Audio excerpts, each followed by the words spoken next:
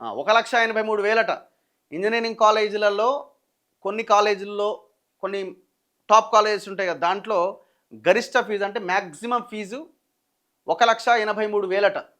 69 కాలేజీలకు పెంచిరట, 19 కాలేజీలకు తగ్గించిరట, 70 కాలేజీలకు గత ఏడాది ఫీజులే కొనసాగుతాయట. 35 కాలేజీల్లో ఫీజు 1,00,000కు పైన ఉందట. 92 కాలేజీల్లో 50,000 నుంచి 1,00,000 లోపు ఉందట. 33 కాలేజీల్లో ఫీజు 50,000 లోపే ఉందట. కొత్త ఫీజులపై రాష్ట్ర ఉన్నత విద్యాశాఖ ఉత్తర్వులు ఇచ్చింది. మొత్తం ఈ ప్రైవేట్ ఇంజనీరింగ్ కాలేజీలకు సంబంధించిన వ్యవహారము. ఏ కాలేజీలో కూడా సరైన ఇప్పుడు మీరు సిబిఐటి అంటారు, కానీ ఆ సిబిఐటీలో కూడా ఆడ చెప్పేది ఉండదు, ఏముండదు. మళ్ళీ ఈ పిల్లలు చదువుకోవాల్సింది, ఎందుకంటే అక్కడికి కొంత మెరిట్ స్టూడెంట్ వెళ్తారు కాబట్టి మళ్ళీ వాళ్ళ సొంతంగా వాళ్ళు చదువుకోవాల్సిందే.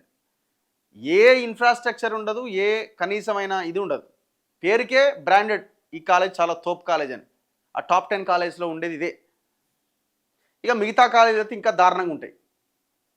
కేవలం కొన్ని కాలేజీలు అయితే ఫీజు రియంబర్స్మెంట్ కోసమే నడుస్తున్నాయి. అట్లాంటి కాలేజీలను గుర్తించి వాటిని రద్దు చేయాలి. మళ్ళీ ఆ కాలేజీలో చెప్పేటువంటి ఫ్యాకల్టీ కూడా వాళ్ళు అక్కడ ఆ ఎంటెక్ చేసిరని, ఈ వీళ్ళు ఉన్నత చదువులు చదివిన వాళ్ళని మేము ఇక్కడ అసిస్టెంట్ ప్రొఫెసర్లుగా నియమించినామని చెప్తారు. వాళ్ళ సర్టిఫికెట్లు మాత్రమే ఇక్కడ ఉంటాయి. ఆ సర్టిఫికెట్లో ఉన్న పేరు గల వ్యక్తి అక్కడ ఉండడు, ఆ ఫ్యాకల్టీ అక్కడ ఉండరు. వాళ్ళు ఎక్కడో వేరే బిజినెస్లో ఇంకోటో చేసుకుంటారు. వాళ్ళు ఆ సర్టిఫికెట్ అక్కడ పెట్టినందుకు గాను, ఎందుకంటే జేఎన్టీకి చూపించాలి కదా, ఇక మా దగ్గర ఇంత పెద్ద మేము నిబంధనలకు అనుకూలంగానే మేము ముందుకెళ్తున్నాం, ఫ్యాకల్టీ చాలా గొప్ప ఫ్యాకల్టీ మాకు ఉన్నారని చెప్పుకోవాలి కదా, అర్హత ఉన్నోళ్ళే ఉన్నారని. కేవలం మెమోలు చెప్తాయి. ఎవరైనా ఇన్స్పెక్షన్కి వస్తారనుకోండి, ముందే ఇన్ఫర్మేషన్ పోతుంది కాలేజీకి.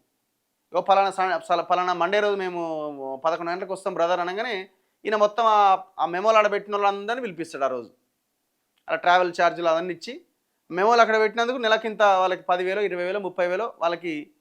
ఇప్పుడు ఆ డిఫార్మ్ సర్టిఫికేట్ ఇచ్చి మెడికల్ షాపులు పెడతాం కదా, సేమ్ ఇది కూడా అంతే కాలేజీలలో.